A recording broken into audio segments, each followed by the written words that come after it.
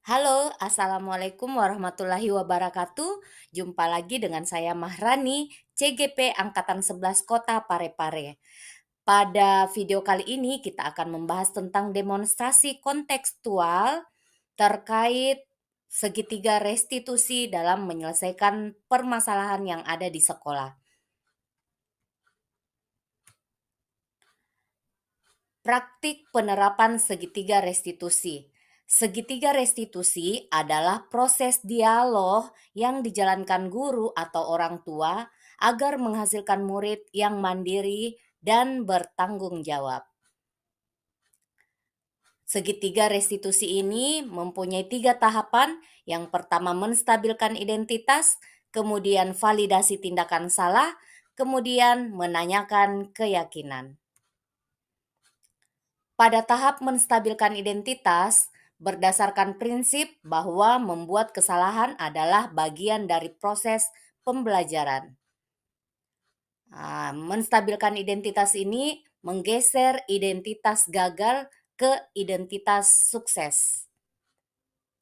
Kemudian di tahapan kedua ada memvalidasi tindakan yang salah. Nah, memvalidasi tindakan yang salah ini berdasarkan prinsip bahwa setiap perilaku memenuhi kebutuhan tertentu. Guru akan bergeser dari pemikiran stimulus respon menjadi proaktif. Kemudian dengan mengenali dan memahami kebutuhan murid, maka akan memperbaiki hubungan dengan murid tersebut. Di tahapan ketiga ada tahap menanyakan keyakinan. Di sini murid akan diberi pertanyaan-pertanyaan bermakna untuk memunculkan motivasi intrinsik sehingga mampu mengaitkan keyakinannya dengan tindakan yang salah. Baik, kita ke kasus yang pertama di mana Kayla terlambat datang ke sekolah karena terlambat bangun.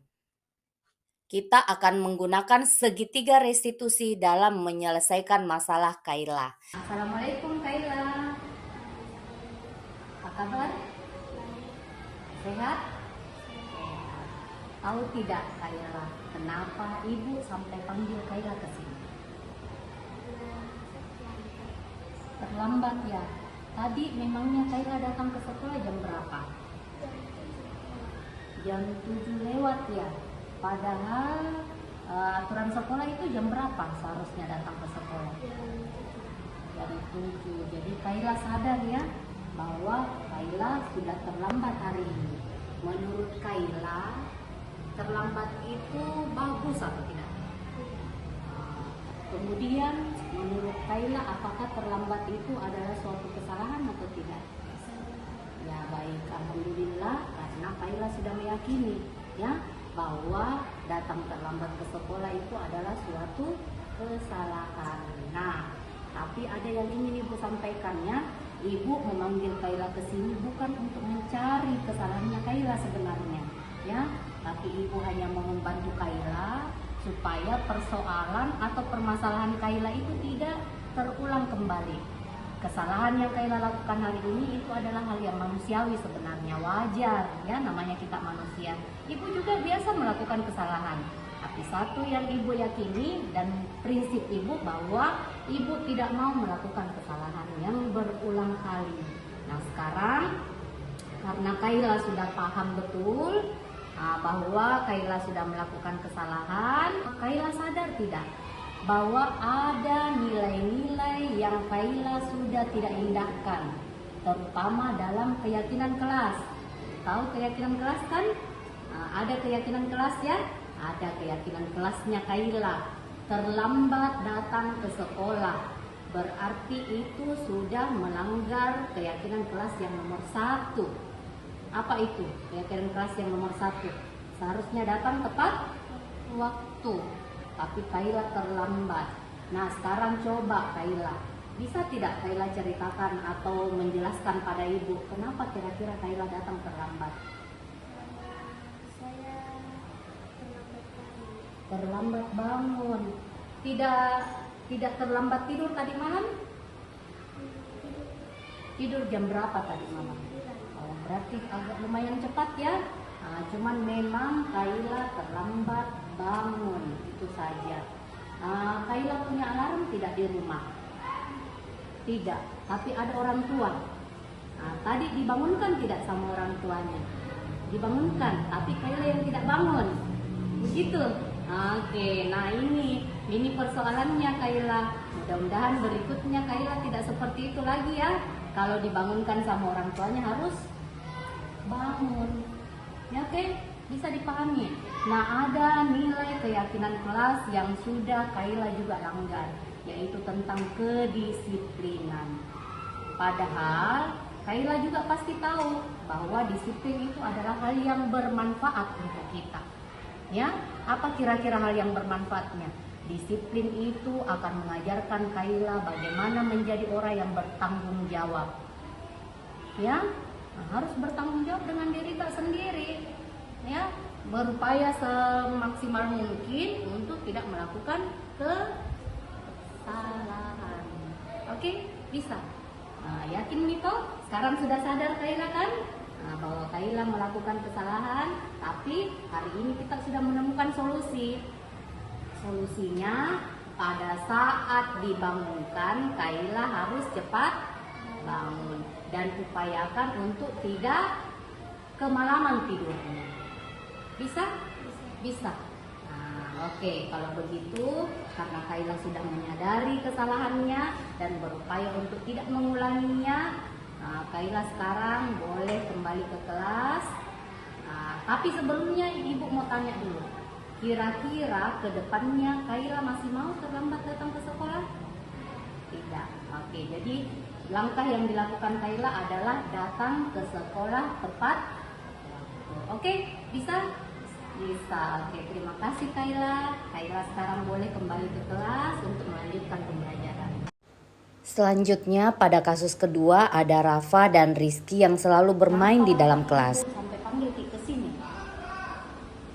Kenapa sampai Ibu panggil ke sini?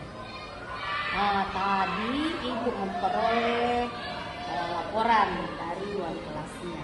Katanya Rafa dan Rizky bermain-main di dalam kelas. Satu yang Ibu ingin beritahukan, kesalahan itu hal yang wajar. Namanya manusia, kita pasti pernah salah. Saya juga, Ibu juga pernah salah.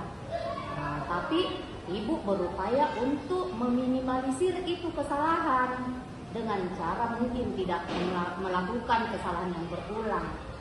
Paham tidak? Karena kita tahu bahwa bermain di dalam kelas itu kesalahan. Mudah-mudahan Rafa dan Rizky bisa pahami itu. Oke, bisa. Betul tidak? Betul tidak itu? Bagaimana perasaannya bermain-main dalam kelas? Enak, senang. Senang atau tidak? Tidak senang. Ya. Tapi itu betul. Yang Rafa dan Rizky lakukan itu adalah suatu kesalahan atau tidak? Baik tidak itu yang kita lakukan? Tidak baik. Dan itu adalah sebuah kesalahan. Sepakat? Setuju? Ya, itu adalah sebuah kesalahan. Nah, kait keyakinan kelas. Kita tahu itu keyakinan kelas. Apa itu keyakinan kelas? Biasanya peraturan yang ada di dalam kelas. Kita tahu keyakinan kelas. Ada juga keyakinan kelas yang pertama itu selalunya datang tepat waktu ke sekolah. Kemudian adakah di keyakinan kelas tak bermain-main pada saat proses pembelajaran? Apa Jipale? Tetap tenang. Iya toh? Tetap tenang berada di dalam kelas. Sepakat tidak? Sepakat tidak? Kita sudah sadari bahwa kesalahan ini yang saya lakukan. Toh? Di keyakinan kelas ada tetap di dalam kelas bersikap tenang. Kira-kira ke depannya Rafa dan Rizky akan melakukan apa? Apa yang mau kita lakukan ke depannya? Tetap tenang di dalam kelas. Kalau Rizky? tetap tenang di dalam kelas. Itu yang kita lakukan, nak bermain-main di dalam kelas, mengganggu teman-teman tak yang lain. Sadar tidak? Sadar tidak? Ya, makanya kenapa keyakinan kelas itu dibuat? Karena kita yang sepakati bersama dengan ibu guru. Oh, kemudian kita juga tidak boleh langgar. Seharusnya kita yang mematuhi itu. Ibu berharap mudah-mudahan kedepannya Rafa dan Rizky tidak mengulangi kesalahan itu lagi, supaya tidak mengganggu teman-temannya juga dalam belajar. Bisa nak? Bisa? Janji? Janji bisa berubah ya? Betul? Oke, mudah-mudahan ini bisa Rafa dan Rizky terapkan. Tetap tenang di dalam kelas. Rizky, sadar nih kau? Kita sadari kesalahan tak sendiri dan hari ini belajar bahwa keyakinan kelas itu harus dipatuhi. Oke? Oke, kalau begitu selesai. Rafa dan Rizky boleh kembali di kelas melanjutkan pembelajaran dengan bersikap baik. Janji ya? Oke, terima kasih Rafa dan Rizky.